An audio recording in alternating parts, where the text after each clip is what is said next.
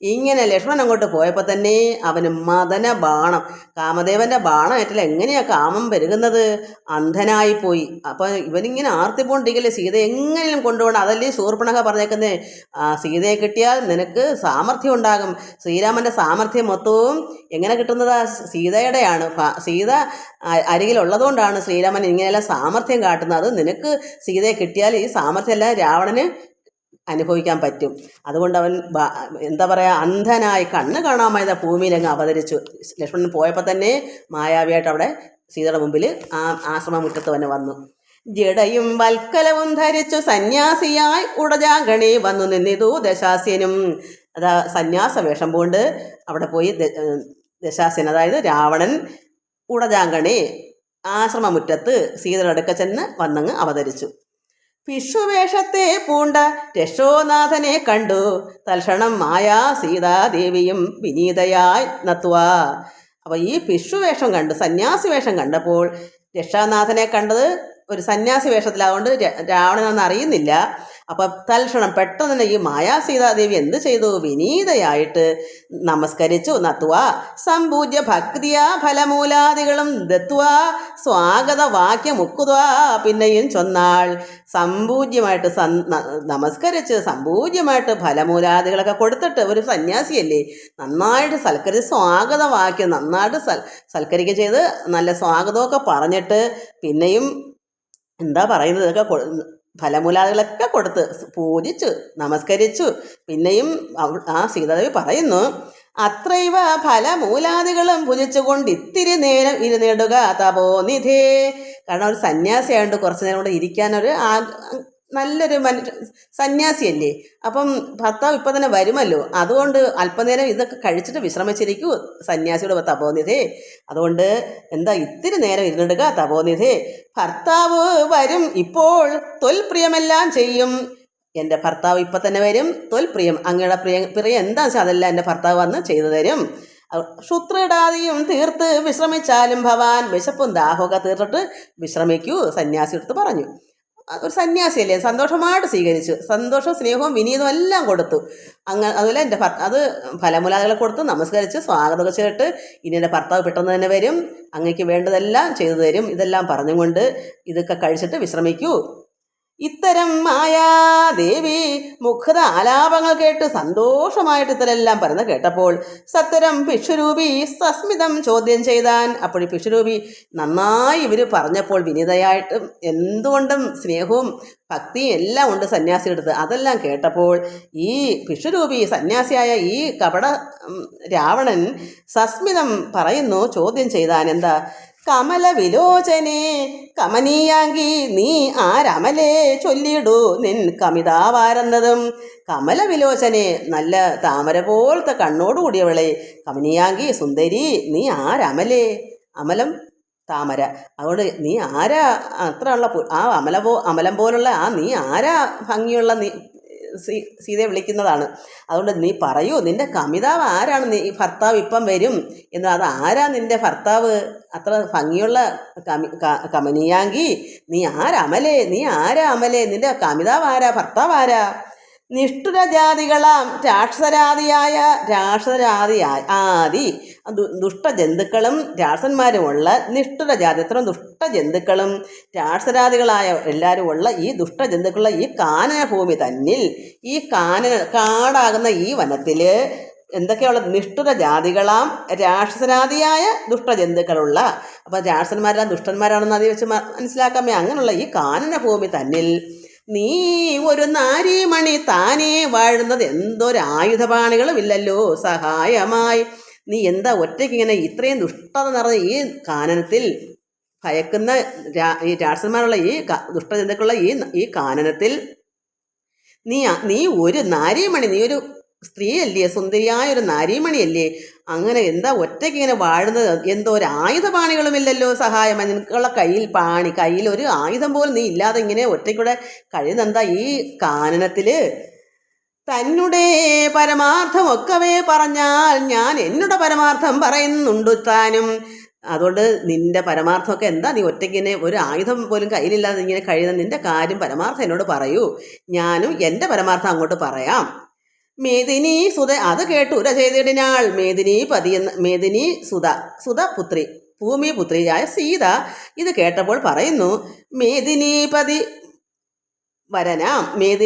വരനാം അയോധ്യാധിപതി വാട്ടമില്ലാതെ ദശരഥന നൃപാധിപ ജ്യേഷ്ഠ നന്ദനനായ രാമൻ അത്ഭുത വീര്യൻ തന്നുടെ ധർമ്മപത്നി ജനകാത്മജ ഞാനോ അതായത് മേദിനീപതി അയോധ്യ രാജാവായ വാട്ടമില്ലാതെ ഒരു വാട്ടമില്ലാത്ത രാജാവാ അത്രമാത്രം ശക്തിമാനായ ദശരഥ മഹാരാജാവിൻ്റെ ജ്യേഷ്ഠ നന്ദനൻ പുത്രൻ മൂത്ത മകനായ രാമൻ അത്ഭുത വീരനാണ് തന്നോട് ധർമ്മപത്നി. ആ രാമൻ അത്ഭുത വീരനായ രാമൻ്റെ അതായത് ദശരഥ മഹാരാജാവിൻ്റെ മൂത്ത പുത്രനായ അത്ഭുത വീരനായ രാമൻ്റെ ധർമ്മപത്നി ജനകാത്മജയാണ് ഞാൻ എന്ന് പറഞ്ഞു.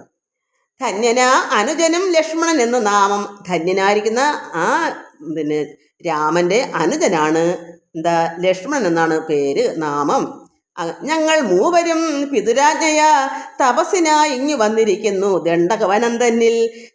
ഞങ്ങളിങ്ങനെ 3 പേരാണ്. ഒന്ന് എൻ്റെ ഭർത്താവായ ദശരഥ മഹാരാജാവിൻ്റെ മൂത്ത പുത്രനും അനുജനായ ലക്ഷ്മണനും ഞാൻ ധർമ്മപത്നി രാമൻ്റെ അത്ഭുത വീര്യവാനായിരിക്കുന്ന രാമൻ്റെ ധർമ്മപത്നിയായ സീതയും ഞങ്ങൾ മൂവരും കൂടി ഇവിടെ പിതുരാജ്ഞയ പിതാവിൻ്റെ ദശരഥ മഹാരാജൻ്റെ ആജ്ഞപ്രകാരം തപസ്സിനായിട്ട് ഇവിടെ ഈ ദണ്ഡകവനത്തിൽ വന്നിരിക്കുന്നു.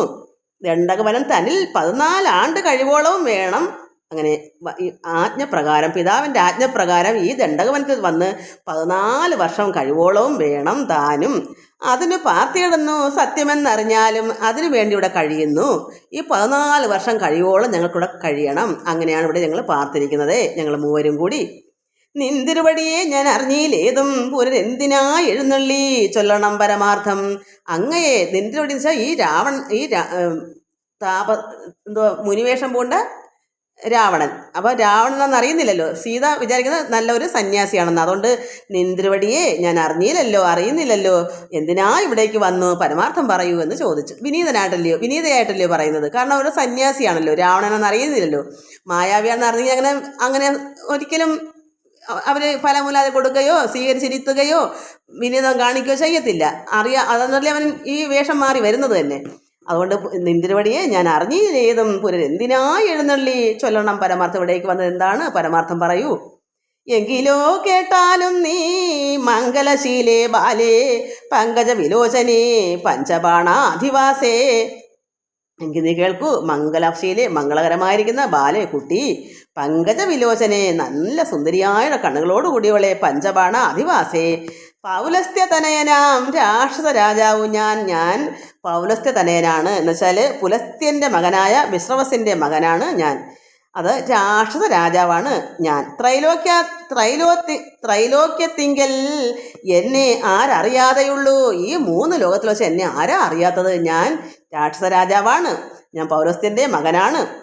നിർമ്മലേ കാമപരിതപ്തനായി ചമഞ്ഞു ഞാൻ നിൻ മൂല അതിന്നു നീ പോരണം മായാസാകം. നിർമ്മലേ പരിശുദ്ധമായവളെ, കാമപരിതപ്തനായി ചമഞ്ഞു ഞാൻ നീ മൂലം അതിന് എന്താ പറഞ്ഞേ, സീതയെ കണ്ടപ്പോൾ തന്നെ ഞാൻ കാമപരിതപ്തനായി, ഞാൻ അത്രത്തോളം അങ്ങേറ്റം ആർത്തി പൂണ്ട് അങ്ങേയറ്റമായിരിക്കുന്നു, പരിതപ്തനായി ചമഞ്ഞു ഞാൻ.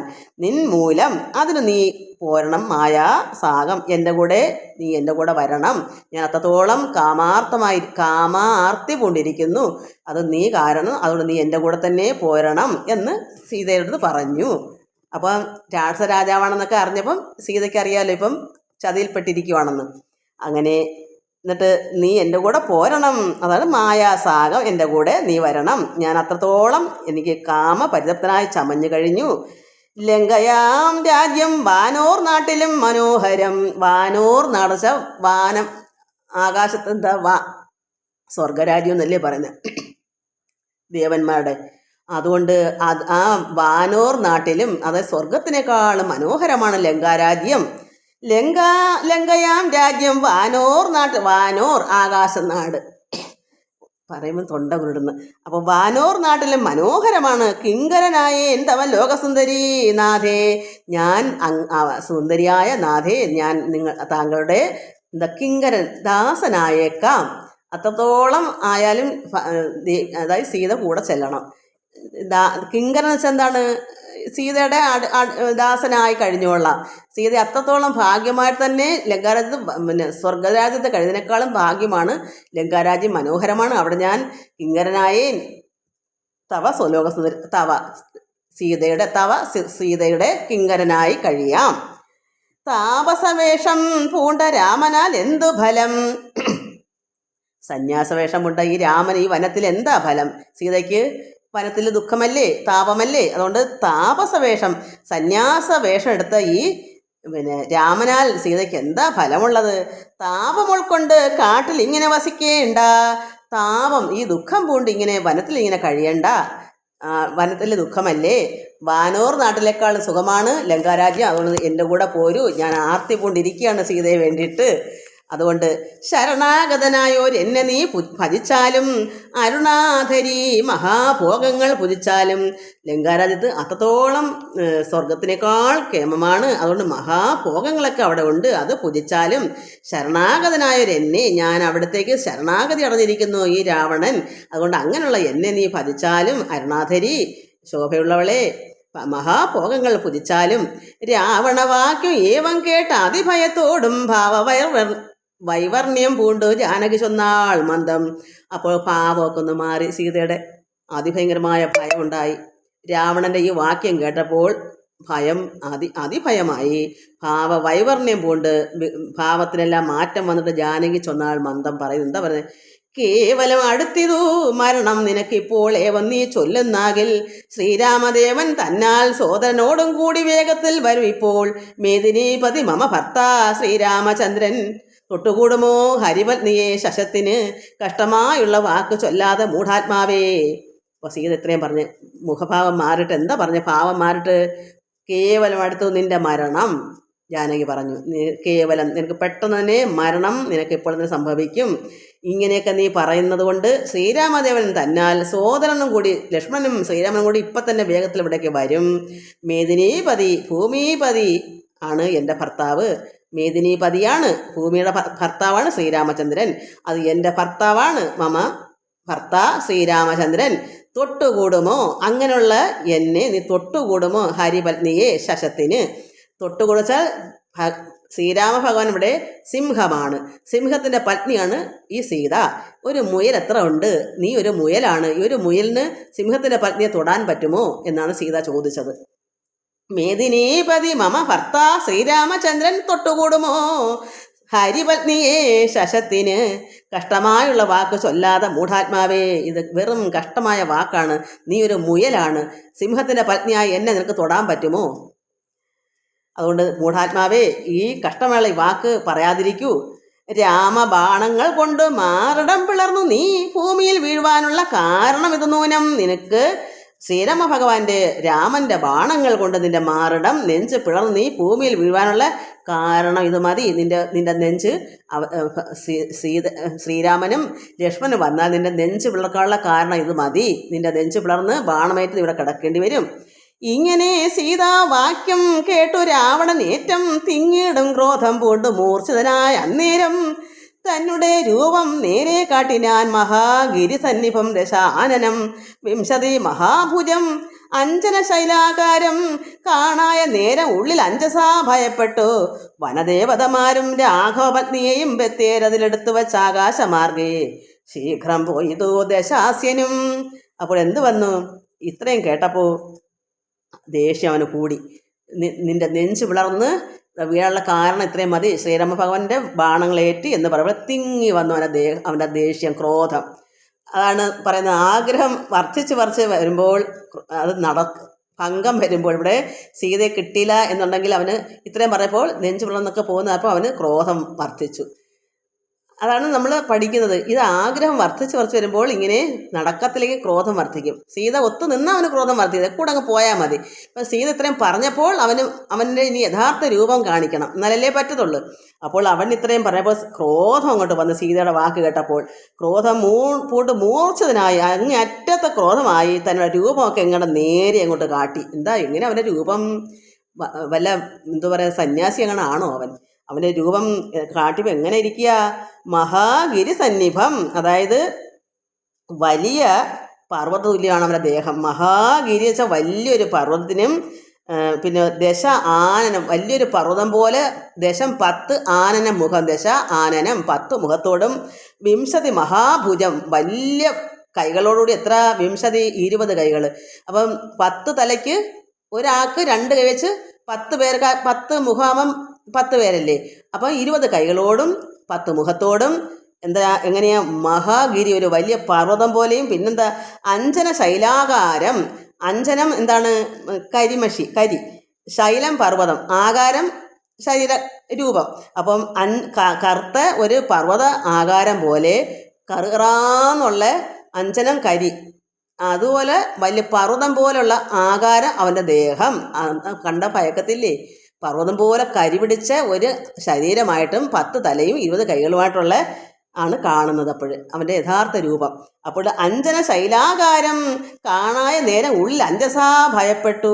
വനദേവതമാരും രാഘവത്നിയെയും തേരതിലെടുത്ത് വച്ച് ആകാശമാർഗേ പോയതോ ദശാസന. അപ്പം ഇവനെ ഇങ്ങനെയുള്ളവനെ കണ്ടവൻ വനദേവതമാരും ഭയക്കും. വനത്തിലുള്ള ദേവതമാരുണ്ടല്ലോ, അവരും ഭയന്നു. ഇതെല്ലാം കണ്ടപ്പോൾ സീതയും എല്ലാവരും എന്തോ അങ്ങനെ നിന്നും കൊണ്ട് ഇവൻ എന്ത് ചെയ്തു? രാഘവ പത്നിയെ, ഈ സീതയെ തേരതിലെടുത്ത് വെച്ച് ആകാശമാർഗേ ശീഘ്രം പെട്ടെന്ന് പോയതു ദശാസ്യൻ രാവണൻ. എന്നിട്ടോ അപ്പോഴെന്ത് ചെയ്തു? പെട്ടെന്ന് തന്നെ ആയിരുന്നു എല്ലാ സംഭവം. ഹാഹാ രാഘവ രാമ സൗമിത്രേ കാരുണ്യാബ്ധേ ഹാഹാ മൽ പ്രാണേശ്വര പാഹി മാം ഭയാതുരാം. ഭയാതുരം, ഭയമൂലം ദുഃഖിച്ച്. ഹാഹാ, അത്രമാത്രമുള്ളൊരു പർവ്വതാകാരം അല്ലേ, കരിമഷി പോലെ ഇരിക്കുന്ന വലിയ പർവ്വതം പോലെ 10 തലയും 20 കൈകളും കൂടി വന്നപ്പോൾ അത്രയ്ക്ക് വീരസ്യൊന്നും അതിന് അത്രമാത്രം ഭയങ്കര ആകാരമാണ്, ശരീരമാണ്. തല ചിലപ്പോൾ ആ 10 തലയുടെ അത്രയും വീരസ്യമുണ്ട്, 20 കൈയുടെ ആരോഗ്യമുണ്ട്. ഇതൊക്കെ തന്നെ ആയിരിക്കും എൻ്റെ മായ കൊണ്ട്. അല്ലെങ്കിൽ അത്രയും മുഖത്തിൻ്റെ അത്രയും വീരസ്യം ഉള്ളതിനായിരിക്കും അങ്ങനെ പറയുന്നത്. 20 കൈയുടെ സാമർഥ്യം ഉണ്ട് അവന്. അപ്പം ഈ സീതയും എല്ലാം എടുത്ത് വെച്ചോണ്ടങ്ങ് പോകാനുള്ള അത്ര ഭയങ്കര ശക്തിമാനായതുകൊണ്ടാണ് അങ്ങനെ പറയുന്നത്. അപ്പോൾ അങ്ങനെ കണ്ടപ്പോൾ അത്ര ഭയം മൂലം ദുഃഖിച്ച് ശ്രീരാമനെയും ലക്ഷ്മണനെയൊക്കെ ഹാഹാ രാഘവ രാമ സൗമിത്രേ കാരുണ്യാബ്ധേ ഹാഹാ മൽ പ്രാണേശ്വര പാഹിമാം ഭയാതുരാം. ഇത്തരം സീതാവിലാപം കേട്ടു പക്ഷീന്ദ്രനാം സത്വര ഉത്ഥാനം ചെയ്തെത്തിനാൻ ജടായുവും. വിഷമിച്ച് വേദനിച്ച് ഭയപ്പെട്ട് നിലവിളിച്ചപ്പോൾ ആരാ വന്നത്? ജടായു. ഈ വിളി കാരണം ജടായു ഭഗവാന്റെ അത്ര പ്രിയമാണ്, ഈ ഭക്തനാണ്, ശ്രീരാമനോട് ഭക്തനാണ് ഈ ജടായു. പക്ഷിയാണെങ്കിലും ജടായു പിന്നെ ശ്രീരാമൻ്റെ പിതാവ് ദശരഥ മഹാരാജാവും വനത്തിലൊക്കെ വേട്ടയാടാൻ വരുന്ന സമയത്ത് ഈ ജടായു അദ്ദേഹത്തിനോടും ഭയങ്കര താല്പര്യമായിരുന്നു. അത് മനസ്സിലാക്കിയിട്ട് ഈ ശ്രീരാമനോടും ആ ഭക്തി ഉണ്ട് ഈ ജടായുവിന്. അതുകൊണ്ട് ഈ നിലവിളി കേട്ടപ്പോൾ, വേദനിച്ചുള്ള വിഷമം പിടിച്ച ആലാപം കേട്ടപ്പോൾ, നിലവിളി കേട്ടപ്പോൾ സത്ര ഉത്ഥാനം ചെയ്ത് പെട്ടെന്ന് അവിടെ എഴുന്നേറ്റ് ജടായു എവിടാന്ന് വെച്ചാൽ അവിടെ നിന്ന് പെട്ടെന്ന് തന്നെ ഇവിടേക്ക് വന്നു. ഇത്തരം സീതാവിലാപം, സീതാദേവിയുടെ കരച്ചിൽ കേട്ട് പക്ഷിയുടെ ഇന്ദ്രനായിരിക്കുന്ന പക്ഷി രാജാവ് ആണ് ഈ ജടായു. തിഷ്ടതിഷ്ടാഗ്രേ മമ സ്വാമിതൻ പത്നിയെയും കട്ടുകൊണ്ട് എവിടേക്ക് പോകുന്നു മൂഢാത്മാവേ. ഈ പക്ഷി ചോദിച്ചു, മൂഢാത്മാവേ നീ കട്ടുകൊണ്ട് എവിടേക്ക് പോകുന്നു? ഈ സീത എൻ്റെ സ്വാമിയുടെ പത്നിയാണ്, എൻ്റെ സ്വാമി, എൻ്റെ സ്വാമിയാണ് ശ്രീരാമൻ. ശ്രീരാമ ഭഗവാന്റെ ഈ പത്നിയെ കൊണ്ട് നീ എവിടേക്ക് കട്ടുകൊണ്ട് പോകുന്നു? തിഷ്ടതിഷ്ട ആഗ്രേ. മേളിലോട്ട് പറന്ന് ആകാശാഗ്രത്തേക്ക് പോകുമല്ലേ, അതുകൊണ്ടാണ് അങ്ങനെ പറയുന്നത്, തിഷ്ടതിഷ്ട ആഗ്രേ. അപ്പോൾ പറന്ന് ഈ രഥം പറക്കുന്നതൊക്കെയുള്ള മായാവില്ലേ. അങ്ങനെ ചോദിച്ചു മൂഢാത്മാവേ. അധ്വരത്തിങ്കിൽ ചെന്ന് ശുനകൻ മന്ത്രം കൊണ്ട് ശുദ്ധമാം പുരോടാംശം കൊണ്ടുപോകുന്ന പോലെ. ഇപ്പം മന്ത്രമൊക്കെ ചില യാഗത്തിൽ മന്ത്രമൊക്കെ ചില ശുദ്ധീകരിച്ചിരിക്കുന്ന ഹോമദ്രവ്യങ്ങൾ ഒരു നായ കൊണ്ടുപോകുന്നത് പോലെ ഇവിടെ ശുദ്ധമായിരിക്കുന്ന സീതാദേവിയ ഭഗവാന്റെ പത്നിയല്ലേ, ശ്രീരാമ ഭഗവാന്റെ സ്വാമിയുടെ പത്നി ആരാ? ഹോമദ്രവ്യം പോലത്തെ ശുദ്ധയാണ്. ആ യാഗത്തിലെ ഹോമദ്രവ്യം ഒരു നായ വന്ന് കൊണ്ടുപോയാൽ എങ്ങനെ? ഇവിടെ ആരാ നായയായിട്ട് സങ്കല്പിച്ചിരുന്ന? ഈ പക്ഷി, ഈ കള്ളനെ, രാവണൻ ഇവിടെ ഒരു സീതയ്ക്ക് നോക്കുമ്പോൾ സീതാദേവി ആരാ? ഭഗവതിയല്ലേ. അപ്പോൾ മായാസീതയാണെന്നും അവിടെ അറിയുന്നില്ലല്ലോ. അപ്പോൾ എന്തുമായാലും സീത ഭഗവതിയും പരമാത്മാവായ ശ്രീരാമൻ്റെ പത്നിയല്ലേ. അപ്പോൾ ആ സീതാദേവിയെ ഒരു പുരോടാംശം ഒരു നായ കൊണ്ടുപോകുന്ന പോലെ ശുദ്ധീകരിച്ച മന്ത്രങ്ങൾ ചൊല്ലി ശുദ്ധമായിരിക്കുന്ന ഒരു ഹോമദ്രവ്യം ഒരു നായ കൊണ്ടുപോകുന്ന പോലെയാണ് ഇവിടെ സീതാദേവി ഹോമദ്രവ്യം പുരോടാംശം. അതിനെ ഒരു ശുനകൻ വന്ന് കൊണ്ടുപോകുന്ന ആരാ ശുനകൻ? നായ, പട്ടി, രാവണൻ എന്ത് കാര്യം, ഒരു പട്ടിയല്ലേ ഒരു നായയല്ലേ ഈ ശുദ്ധമാകുന്ന ഈ ദേവിയെ കൊണ്ടുപോകാൻ എന്നുള്ളതാണ് ആ പക്ഷിക്ക് അങ്ങനെ ചിന്തിക്കുന്നത്. ദേവിയല്ലേ, ദേവിയെ കൊണ്ട് ഇവന് പോകാൻ കൊള്ളാമോ? ഒരു നായക്ക് തുല്യമല്ലേ അവൻ. അതുകൊണ്ട് ആണ് ഇവിടെ അതുപോലെ എന്നാണ് ആ പക്ഷി മനസ്സുകൊണ്ട് ചിന്തിക്കുന്നത്. അധുരത്തിങ്കൾ ചെന്ന് ശുനകൻ മന്ത്രം കൊണ്ട് ശുദ്ധമാം പുരോടാംശം കൊണ്ടുപോകുന്ന പോലെ. പദ്ധതി മധ്യേ പരമോദ്ധത ബുദ്ധിയോടും ഗൃദ്ധരാജനും ഒരു പത്രവാനായുള്ളൊരു കത്രരാജനെ പോലെ ബദ്ധവൈരത്തോട് ആദിക്രുദ്ധനായ അഗ്രേ ചെന്ന് യുദ്ധവും തുടങ്ങിനാൻ. അപ്പോൾ പദ്ധതി മധ്യേ ഇങ്ങനെ ചിന്തിച്ചുകൊണ്ട് ഈ ശുനകൻ വന്ന് ഒരു ഹോമദ്രവ്യം കൊണ്ടുപോകുന്നത് പോലെ സീതാദേവിയെ ഭഗവതിയായിരിക്കുന്ന ആ പരമാത്മാവായ സ്വാമിയുടെ പത്നിയും കൂടി ഇങ്ങനെ പോയപ്പോൾ ഇദ്ദേഹം പദ്ധതി മധ്യ വഴിമധ്യേ ചെന്നിട്ട് പരമോദ്ധത ബുദ്ധിയോടും നല്ല ബുദ്ധിയോട് ഉന്നതമായിരിക്കുന്ന ബുദ്ധിയോടും ഗൃദ്ധരാജനും ഒരു കഴുകൻ എന്ത് ചെയ്തു? പത്രവാനായുള്ള അവന് ചിറകുണ്ടല്ലോ, അത് കത്രരാജനെ പോലെ പർവ്വതരാജനെ പോലെ അവൻ വലിയൊരു പർവ്വതം പോലെ ഉണ്ടെങ്കിൽ ഈ കഴുകൻ ഒരു പർവ്വതത്തിൻ്റെ അത്ര ഉണ്ട്. അത് ആ ചിറകടിയൊക്കെ അടിച്ചുകൊണ്ട് അടിച്ചു പറത്തിക്കൊണ്ട് ഇവരുടെ അടുക്കിലേക്ക് യുദ്ധത്തിനായി പത്രവാനായുള്ളൊരു അത് ചിറകുള്ള ഈ കഴുകൻ പർവ്വതരാജനെ പോലെ ബദ്ധവൈരത്തോട് അതിക്രുദ്ധനായി അഗ്രേ ചെന്ന് യുദ്ധം അവൻ്റെ അടുക്ക ചെന്ന് പറന്ന് ചെന്ന് രാവണടക്കുന്ന യുദ്ധം തുടങ്ങി. അബ്ധിയും പത്ര അനിലക്ഷുബ്ധമായി ചമയുന്നിത് അദ്രികൾ ഇളകുന്നു വിദ്രുതം. അതുനേരം ഈ ചിറകടി അടിച്ച് പറത്തിക്കൊണ്ടാണ് അവന് എത്രമാത്രം വേഗതയുണ്ട്. അവൻ പെട്ടെന്നല്ലേ കൊണ്ടുപോണത്, തോരെങ്കിൽ മായാവില്ലയോ. അതിനൊത്ത് നന്നായി തന്നെ ബദ്ധവൈരത്തോട് തന്നെ അതിക്രുദ്ധനായിട്ട് തന്നെ ഇദ്ദേഹം ഈ പക്ഷി പറന്ന് അവനടുക്ക പത്ര അനില ക്ഷുബ്ധമായി പത്രം ചിറക് കഴുകൻ്റെ ഈ ചിറകടിയുടെ കാറ്റ് വീശിയപ്പോൾ അബ്ധി സമുദ്രവും പിന്നെ അദ്രികൾ പർവ്വതങ്ങളെല്ലാം പെട്ടെന്ന് തന്നെ ഇളകി മറിയുന്നു. അത്ര കാറ്റടിക്കുന്ന അതിൻ്റെ ചിറകിൻ്റെ കാറ്റ് അത്രയ്ക്ക് ഊക്കിൽ പറന്നാണ് ചെല്ലുന്നത്. ആ കാറ്റ് വീശപ്പോൾ അവിടെയുള്ള എന്താ പറയുക, ആകാശത്തോടെ പോകുമ്പം അതിൻ്റെ താഴെ സമുദ്രമുണ്ട്, ആ സമുദ്രത്തിൽ ഇളകുന്ന അദ്രികൾ ഇളകുന്ന ഇതെല്ലാം അത്രയ്ക്ക് ഊക്കാണ്. ആ ദേഷ്യമുണ്ട് കഴുകന്, അത്രമാത്രം വേഗതയിൽ പറക്കുവാണ്. അതിധൈര്യശാലി ഒരു പർവ്വതം പോലെ പറക്കുന്നത്. ഗൃദ്ധരാജനും ഒരു പത്രവാനായുള്ളൊരു കത്രരാജനെ പോലെ ഒരു പർവ്വതരാജനെ പോലെ ബദ്ധവൈരത്തോട് അതിക്രുദ്ധനായി ആഗ്രഹിച്ചെന്ന് യുദ്ധം തുടങ്ങി. അത്രയ്ക്ക് ദേഷ്യത്തോടുകൂടി തന്നെയാണ് അവനോട് യുദ്ധം ചെയ്തത്. അബ്ധിയും പത്ര അനിലക്ഷുബ്ധമായി ചിറകടിയുടെ കാറ്റുകൊണ്ട് എന്താ അബ്ധിയും ചമയുന്നിത് അദ്രികൾ ഇളകുന്നു വിദ്രുതം. അതുനേരം കാൽ നഖങ്ങളെ കൊണ്ട് ചാപങ്ങൾ പൊടിപെടും താനനങ്ങളും കീറി മുറിഞ്ഞു വശം കെട്ടു. അവൻ്റെ മുഖങ്ങളൊക്കെ കീറി. എന്താണ് ഈ പക്ഷിയുടെ കാലുകളും ചുണ്ടുകളൊക്കെ ചെന്ന് നല്ല കൂർത്ത കാലിൻ്റെ ഓരോ വിരലിൻ്റെയൊക്കെ നഖങ്ങളൊക്കെ അത്ര വലിയ പക്ഷിയല്ലയോ, ചുണ്ടൊക്കെ അത്രയ്ക്കുണ്ട് അവൻ്റെ. അത് ചെന്ന് യുദ്ധം എങ്ങനെ ചെയ്യുന്നത്? വേറെ ആയുധമൊന്നും വേണ്ട.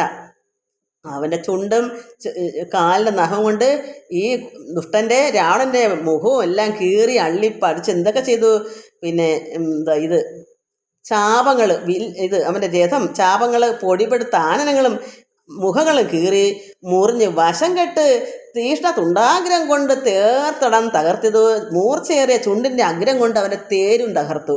എന്നിട്ടോ കാൽ ക്ഷണം കൊണ്ട് കൊന്നു വീഴ്ത്താൻ അശ്വങ്ങളെ ക്ഷണം കൊണ്ട് ഈ കുതിരകളെയും അവൻ കൊന്നങ്ങ് വീഴ്ത്തി. ഈ കഴുകൻ കൊന്നു വീഴ്ത്തിനാൻ അശ്വങ്ങളെ രൂക്ഷത പെരുകിയ പക്ഷപാതങ്ങളേറ്റ് ശക്തി പെരുകിയ ചിറകടിയേറ്റ് പക്ഷപാതങ്ങളേറ്റ് രാക്ഷസ പ്രവരനും ചഞ്ചലമുണ്ടായി വന്നു. ഈ പക്ഷിയുടെ ചിറകിൻ്റെ അടിച്ച കാറ്റ് വീശി അതിൻ്റെ ഊക്കുകൊണ്ട് അത്ര കഠിനമായ അത് ഒരു നമുക്ക് അറിയാം ചുഴലിക്കാറ്റ് എങ്ങനെയാ അതിനേക്കാളൊക്കെ അടിച്ച് പറത്തുന്നേ രൂക്ഷതയുണ്ട്, ശക്തിയുണ്ട്. അതൊന്നിപ്പോൾ അവൻ്റെ മനസ്സിൻ്റെ ചഞ്ചലമായി ഇവന് രാക്ഷസപ്രവർ. കാരണം എന്ത് ചെയ്യുമെന്നുള്ളൊരു നേരെ പോകാൻ പറ്റത്തില്ല. ഈ ചിറകടിയുടെ മാത്രമാണോ, ഈ ചുണ്ടുകൊണ്ട് രഥവും അടിച്ച് താഴെയിട്ടു, അശ്വങ്ങളും കൊന്നു വീഴ്ത്തി. അപ്പോൾ പിന്നെ അവൻ്റെ മുഖമെല്ലാം അള്ളിപ്പറിച്ച് കീറി. പിന്നെ എന്ത് ചെയ്യും? ഇങ്ങോട്ട് പോകും. പിന്നെ അവന് മായാവേ വേറെ രഥത്തിൽ കയറാം. പക്ഷെ അപ്പോഴും ഗതിയിതല്ലയോ, ഈ പക്ഷി ഇങ്ങനെ ചെയ്യത്തില്ലയോ. അവന് വേറെ ഒന്നും വേണ്ട, കാലും നഖമൊക്കെ മതി, ചുണ്ടും മതി. അത്രയും വീരസ്യമുണ്ട് ഈ പക്ഷിക്ക്. അതുകൊണ്ട് കാൽ നഖങ്ങളെ കൊണ്ട് ചാപങ്ങൾ പൊടിപെടുത്ത ആനനങ്ങളും മുഖങ്ങളും കീറി മുറിഞ്ഞ് വശം കെട്ട് തീഷ്ണ തുണ്ടാഗ്രം കൊണ്ട് തേർത്തടം തകർത്തു, തേരൊക്കെ തകർത്ത് കാൽക്ഷണം കൊണ്ട് കൊന്നു വീഴ്ത്താൻ അശ്വങ്ങളെ കൊന്നു വീഴ്ത്തി കുതിരകളെ. രൂക്ഷത പെരുകിയ പക്ഷപാതങ്ങളേറ്റ് രാക്ഷസ പ്രവരനും ചഞ്ചലമുണ്ടായി വന്നു. ചിറകടിയുടെ ആഘാതം കൊണ്ട് ശക്തിയേറിയ പെരുകിയ ചിറകടിയേറ്റപ്പോൾ രാക്ഷസന്റെ ഉള്ളം ചഞ്ചലപ്പെട്ടു വന്നു.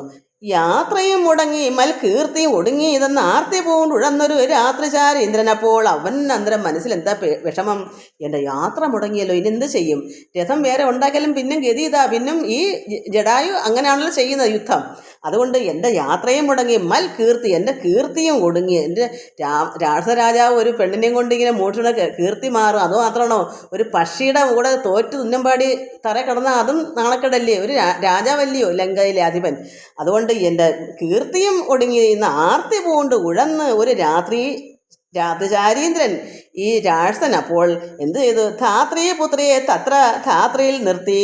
അപ്പോൾ അവനെന്ത്, ഈ രഥത്തിലിരിക്കുന്ന താഴേക്ക് വന്ന ഈ രഥത്തിലിരിക്കുന്ന ധാത്രിയെ പുത്രി, ആ ഭൂമിപുത്രിയാണ് സീത. സീതയെ ഭൂമിയിലേക്ക് നിർത്തി, ധാത്രിയിൽ നിർത്തി. ധാത്രി ഭൂമി പുത്രിയുമാണ്. ഭൂമിയിലേക്ക് ഇറക്കി നിർത്തി പുനഃ ഓർത്ത്, എന്നിട്ട് അവനൊന്ന് ഓർത്ത് എന്തെങ്കിലുമൊക്കെ എന്നിട്ട് എന്താ അതിൻ്റെ പോമഴി എന്ന് ഓർത്തപ്പോൾ തൻ ചന്ദ്രഹാസം ഇളക്കി ലഘുതരം. അവനൊരു ചന്ദ്രഹാസം കിട്ടിയിട്ടുണ്ട്. എവിടുന്നോ പരമശിവൻ്റെ എവിടുന്നാന്ന് ഓർക്കുന്നില്ല. അതാണ് അവൻ്റെ ആയുധം. അവൻ അപ്പോൾ ഓർത്ത് പുത്രിയെ ധാത്രിയിലേക്ക് ഇറക്കി നിർത്തിയിട്ട് അവനൊന്ന് ഓർത്ത് എന്താ ഒരു മാർഗം, എൻ്റെ കീർത്തിയും പോകും, എൻ്റെ യാത്രയും മുടങ്ങുന്നു, കിട്ടിയ സീതയും നഷ്ടപ്പെടും. എല്ലാം കൊണ്ട് അവനൊരു മനസ്സങ്ങ് ഇളകിയിട്ട് അവൻ എല്ലാം ഒരു മനസ്സിലുണ്ടെന്ന് ഓർത്ത് എന്താ ഇതിൻ്റെ പോമഴി. അപ്പോൾ ഓർത്തു തൻ ചന്ദ്രഹാസം ഇളക്കി ലഘുതരം. അങ്ങനെ എന്ത് ചെയ്തു, പക്ഷി നായകൻ്റെ പക്ഷങ്ങൾ ഛേദിച്ചപ്പോൾ അവിടെ ഓർത്തപ്പൻ ചന്ദ്രഹാസം ഇളക്കിയപ്പോൾ എന്ത് വന്ന്, ഈ പക്ഷിയുടെ 2 ചിറകളും അങ്ങ് ഛേദിച്ച് കളഞ്ഞു. പിന്നെ പറക്കത്തില്ലല്ലോ, അവിടെ കിടന്നോളൂല്ലോ. അതുകൊണ്ട് പക്ഷി നായകനുടെ പക്ഷങ്ങൾ ചിറകുകൾ ഛേദിച്ചപ്പോൾ അക്ഷതി തന്നിൽ വീണാൻ അക്ഷമനായിട്ട് അവൻ അക്ഷമനായി ഒന്നും പിന്നെ മുമ്പോട്ട് പോകാൻ പറ്റത്തില്ല, പിന്നെ ഒന്നും ചെയ്യാൻ പറ്റില്ല. അപ്പോൾ അക്ഷമനായിട്ട് തന്നെ പക്ഷീന്ദ്രൻ അവിടെ അങ്ങ് വീണു. അക്ഷതി ആ ഭൂമിയിൽ തന്നെ അവിടെ തന്നെ ചിറകറ്റങ്ങ് വീണു. പിന്നെ ഒന്നും ചെയ്യാൻ പറ്റില്ല, ക്ഷമ അറ്റുപോയി അക്ഷമനായിട്ടപ്പോൾ അവൻ. രക്ഷോ നായകൻ പിന്നെ ലക്ഷ്മി ദേവിയെയും കൊണ്ട് അക്ഷര ചിത്തത്തോടും, അതായത് ഇച്ഛാഭംഗം കൂടാതെ, അയാൾ ഭംഗമായി പോയല്ലോ എന്ത് ചെയ്യാനുള്ള ആയിരുന്നു. പക്ഷേ പെട്ടെന്ന് തന്നെ ഇത് ഓർത്ത് പക്ഷിയുടെ ചിറകറ്റപ്പോൾ അവന് ഗമയായി, കാരണം കൊണ്ടുപോകാമല്ലോ. അപ്പം ഭംഗം വന്നില്ലല്ലോ. അതുകൊണ്ട് രക്ഷോനായകൻ, അത് രാവണൻ പിന്നെ ലക്ഷ്മി ദേവിയെയും കൊണ്ട്, അവൻ്റെ മനസ്സിൽ ലക്ഷ്മി ദേവിയാണെന്നാണല്ലോ. ലക്ഷ്മി ദേവി വന്യമണ്ഡലത്തിൽ ഇരിക്കുന്നത് ശ്രീരാമൻ അറിയാം. ഇത് സാധാരണ ഒരു മായ സീത അതാണെന്നൊന്നും രാവണൻ അറിഞ്ഞൂടല്ലോ. രാവണൻ ഇതെങ്ങനെ അറിയാം, കണ്ട സീത ദേവി തന്നെയാണ്, കാണുമ്പോൾ അറിയാം. പക്ഷേ അവന് ഉൾക്കാഴ്ചയില്ലല്ലോ, എന്നാലല്ലേ അറിയത്തുള്ളൂ. ശ്രീരാമ ഭഗവാൻ അങ്ങനെ വന്യമണ്ഡലത്തിലാക്കിയേക്കൊണ്ട് യഥാർത്ഥ ഭഗവതിയെ, എന്നിട്ട് സാധാരണ ഒരു സ്ത്രീ അത്രയേ ഉള്ളൂ. അതുകൊണ്ട് രക്ഷോ നായകൻ പിന്നെ ലക്ഷ്മി ദേവിയെയും കൊണ്ട് അക്ഷരചിത്തത്തോടും തെക്കോട്ട് നോക്കി അക്ഷത ചിത്തത്തോടും, ഇതൊക്കെ വായിൽ നാക്കി തിരിയുന്നില്ല, അക്ഷത ചിത്തത്തോടും, കാരണം ഇച്ഛാഭംഗമൊക്കെ മാറി. കൂടാതെ അവൻ്റെ ആഗ്രഹം തന്നെ സാധിക്കുന്നു. ദക്ഷിണ ദിക്കുന്ന തെക്കേ ദിക്ക് നോക്കി മറ്റൊരു തേരിലേറി തെറ്റൊന്ന് നടകൊണ്ടാൻ. അപ്പം അവന് വിചാരിക്കുമ്പോൾ എല്ലാം കിട്ടും, കുതിരയും കിട്ടും, തേരും കിട്ടും, എല്ലാം കിട്ടും. അതുകൊണ്ട് മറ്റൊരു തേരിലേറി തെറ്റൊന്ന് പെട്ടെന്ന് തന്നെ നടകൊണ്ടാൻ. മറ്റാരും പാലിപ്പാൻ ഉറ്റവരായിട്ടെന്നോർത്ത് ഇറ്റിറ്റ് വീണിടുന്ന കണ്ണുനീരോടും അപ്പോൾ കറ്റവാർ കുഴലിയാം ജാനകി ദേവി താനും. അപ്പോൾ ആരും പിന്നെ രക്ഷിക്കാനില്ല എന്ന് പിന്നെ ദേവിക്കറിയാം. സമയം പോന്നു. ഭർത്താവ് തന്നെ കണ്ട വൃത്താന്തം പറഞ്ഞൊഴിഞ്ഞുത്തമനായ നിന്റെ ജീവനും പോകായെന്ന് പൃഥ്വിപുത്രിയും വരം പത്രിരാജന് നൽകി. പൃഥ്വിമണ്ഡലാകന്ന ആശുമേൽപോട്ട് പോയാൾ. അപ്പോൾ ഈ ചിറകറ്റ് വീണ പക്ഷിയുടെ അടുത്ത് ദേവി പറഞ്ഞു, ശ്രീരാം ഭഗവാൻ വന്ന് ഈ വിവരങ്ങൾ പറഞ്ഞിട്ടേ അത് മരിക്കാവൂ എന്നൊരു വരവും കൂടെ കൊടുത്തു പക്ഷിക്ക്.